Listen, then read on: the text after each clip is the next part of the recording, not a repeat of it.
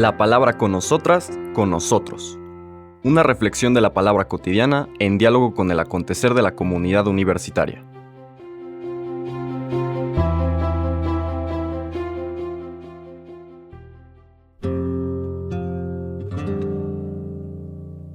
Hola, buenos días. Bienvenidas, bienvenidos a la palabra con nosotras, con nosotros. Hoy, lunes 27 de febrero, empezamos la primera semana de Cuaresma. Las lecturas, como hemos dicho en otras ocasiones, están vinculadas a una temática más que seguir un evangelio. Y hoy la liturgia nos presenta un texto del Evangelio de Mateo, propio de Mateo, que no encontramos en otros evangelios. Es la visión en lo que se suele llamar el discurso apocalíptico, el discurso final de los tiempos, a través del cual Jesús habla de este final de la historia y la intervención definitiva de Dios en el mundo. Normalmente se conoce como el relato de Mateo del juicio final.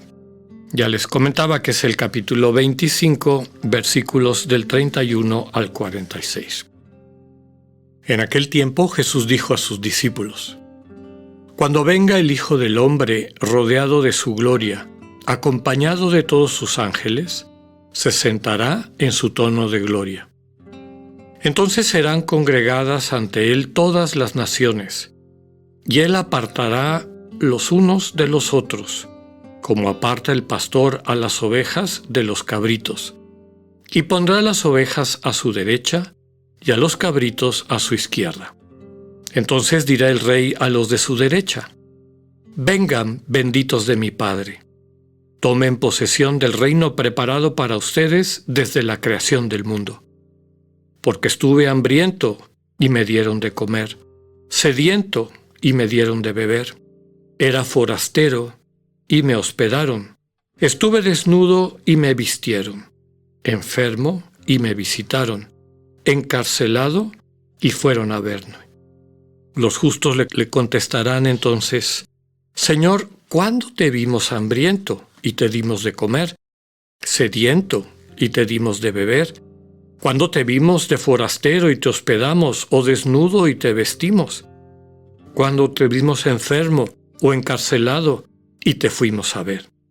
El rey les dirá: «Yo les aseguro que cuando lo hicieron con el más insignificante de mis hermanos, conmigo lo hicieron». Entonces dirá también a los de la izquierda: «Apártense de mí, malditos. Vayan al fuego eterno preparado para el diablo y sus ángeles. Porque estuve hambriento y no me dieron de comer, sediento y no me dieron de beber, era forastero y no me hospedaron, estuve desnudo y no me vistieron, enfermo y encarcelado y no me visitaron». Entonces ellos le responderán: «Señor, ¿cuándo te vimos hambriento y sediento, de forastero o desnudo, enfermo o encarcelado, y no te asistimos?». Él les replicará: «Yo les aseguro que cuando no lo hicieron con uno de aquellos más insignificantes, tampoco lo hicieron conmigo». Entonces irán estos al castigo eterno y los justos a la vida eterna. Palabra del Señor. Les comentaba que este texto, propio de Mateo, no está en ninguno de los otros evangelistas. Es la manera como él culmina este discurso del final de los tiempos del Señor Jesús. El que sea solamente del Evangelio de Mateo quiere decir que debe ser un elemento fundamental de la enseñanza que quiere transmitir. Recuerden ustedes que el Evangelio de Mateo, también conocido como el Evangelio de la Iglesia, tiene ese término porque se utilizaba con cierta frecuencia en las lecturas de la Iglesia por el énfasis fuerte que tiene, no solamente en la doctrina general del misterio de Dios, sino en lo que podríamos llamar una ética cristiana, que se espera de aquellas que viven en comunión con Dios, eso que describe el término del reino de Dios o reino de los cielos. Una parte importante de este desarrollo ético es el Sermón del Monte, que estuvimos meditando las semanas anteriores. ¿Cuál es el sentido de este relato del juicio final, ¿no? Primero que nada, el subrayar que lo que hace que una persona sea salvada, es decir, viva en comunión con Dios, o condenada, es decir, opte por vivir en comunión con quien no está en comunión con Dios, como dice el texto, el demonio y sus ángeles, el diablo y sus ángeles, aquellos que optan por vivir desvinculados de Dios. La gran diferencia de una persona religiosa a una persona arreligiosa no es una serie de cultos, no es una serie de prácticas rituales, ni siquiera es el declarar algunas doctrinas como verdaderas o falsas, ¿no? Es una sensibilidad. La sensibilidad de quienes tienen compasión de manera natural por sus hermanos y hermanas, sienten cuáles son sus necesidades y perciben la manera de poderles amar de forma concreta, remediando esas necesidades, ¿no? Atendiéndoles, cuidándoles, sirviéndoles, en el buen sentido de la palabra, que implica este amor como entrega de sí.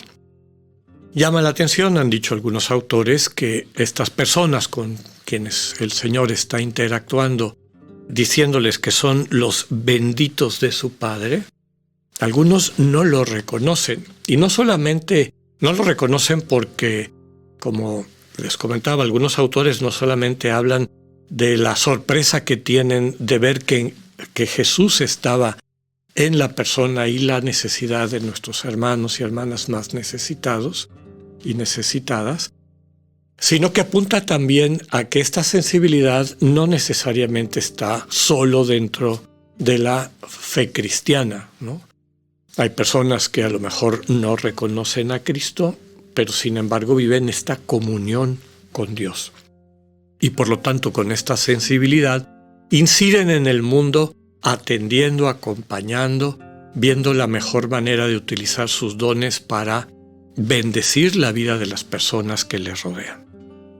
Hay una cosa interesante en estos dos discursos. Desde luego, ya subrayábamos que el centro de toda la enseñanza es que un verdadero religioso, quien vive a profundidad la relación con Dios, focaliza esa práctica en las relaciones interpersonales, de ser humano a ser humano, de persona a persona, de persona a la persona divina, ¿verdad? Son relaciones interpersonales, relaciones de amor. A lo largo de esta semana todas las lecturas apuntan en esto y lo iremos explicitando con un poco de mayor detalle. Entonces, lo que hace a alguien verdaderamente religioso es que tiene esta sensibilidad, que ha aprendido de Dios y que está sustentada por esa relación amorosa de Dios hacia él o hacia ella.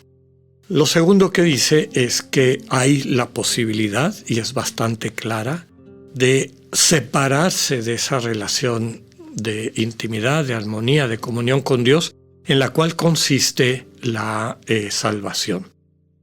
Si tomamos una actitud diferente, y aquí la clave está a quién sigues.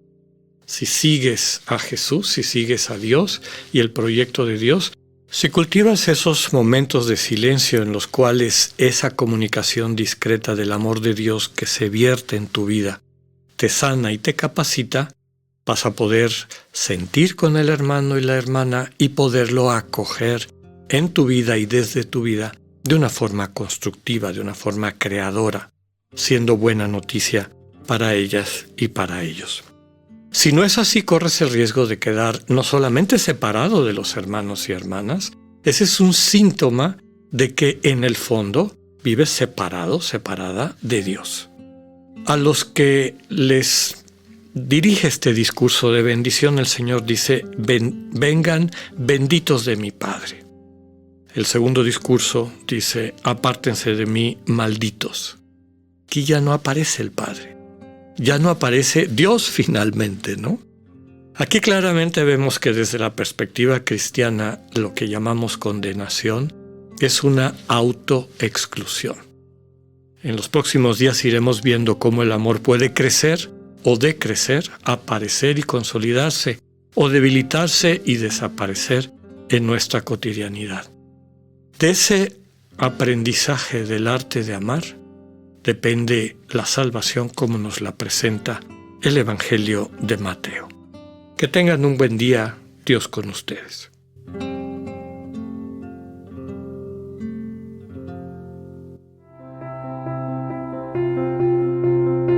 Acabamos de escuchar el mensaje del Padre Alexander Satirka.